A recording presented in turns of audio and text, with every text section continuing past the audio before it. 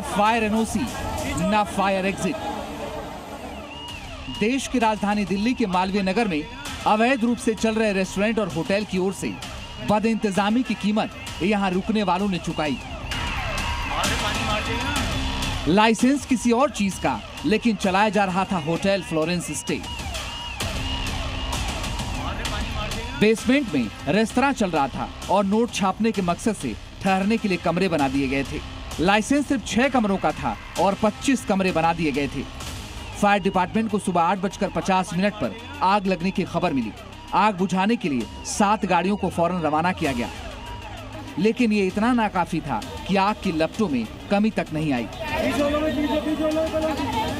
प्रशासन को इस आग की गंभीरता का अंदाजा हुआ। एक के बाद एक कर इसमें फंसे लोग जलकर मौत की नींद सोते चले गए। भयानक आग और इससे बचने के लिए जान जोखिम में डालकर बचने की कोशिश की तस्वीर देख आप हैरान रह जाएंगे। मैं और मेरे दोस्त जा रहे थे स्कूटी से, उस टाइम पे पूरी आग लग रही थी और हमने यहाँ पे रोक के देखा ना तो वहाँ से बिल्डिंग से लोग कूद रहे थे। करीब 6-7 लोग हमारे सामने कूदे थे। नीचे भयंकर आग के साथ धुएं का पहरा था, इसलिए निकलने का कोई रास्ता बचा ही नहीं था। पानी मार देगा ना। लिहाजा लोगों को बचाने के लिए सड़क पर गद्दे बिछाए गए और इसके बाद शुरू हुआ होटल से मौत वाली छलांग का सिलसिला। आग लगी थी तो सब छत पे थे और एक जो मतलब वो अंकल थे वो ना छत पे से कूदे, उसे बहुत वो हो गया था, आगे पूरे जल गए थे वो। किसी का पांव टूट गया तो कोई चल नहीं पा रहा था। जान बचाने के लिए लोग हाथ पांव गंवाने के लिए तैयार थे। जहन में यही चल रहा था कि हाथ या पांव तो जुड़ जाएगा, जान बचाना ज्यादा जरूरी है। इन्होंने बेचारों ने गद्दे बिछाए। गद्दे बिछाने के बाद में एक तो बच्चे को ही ले रही थी, छोटे से बच्चे को लेकर वो 3री मंजिल पे से कूदी, लेकिन उसका पैर फ्रैक्चर हो गया था। देखते देखते नेताओं के पहुंचने का सिलसिला शुरू हो गया। किसी ने कहा 47 लोगों को बचाया जा चुका है, तो किसी ने सख्त कार्रवाई की बात कही। आसपास के इस एरिया में ऐसी जितनी इमारतें चल रही हैं, वायलेशन होगी। शाम तक उसकी जांच करके ऐसी सभी इमारतों को सील किया जाएगा। हमारे स्थानीय नागरिक, हम सब लोग और पुलिस के खासकर लोगों ने, जिनके पास कोई इक्विपमेंट नहीं थे, उन्होंने बहुत बचाव किया है। टोटल रेस्क्यू 47 लोगों का हुआ है। आग बुझाए जाने के बाद जांच का दौर चल पड़ा। तमाम एजेंसियां एक्टिव हो गईं। एफएसएल की टीम मौके पर पहुंच चुकी है और होटल को बेड एंड ब्रेकफास्ट कॉन्सेप्ट के तहत लाइसेंस जारी किया गया था, जिसके तहत केवल 6 कमरों के संचालन की अनुमति थी। हालांकि होटल में 25 कमरे संचालित किए जा रहे थे।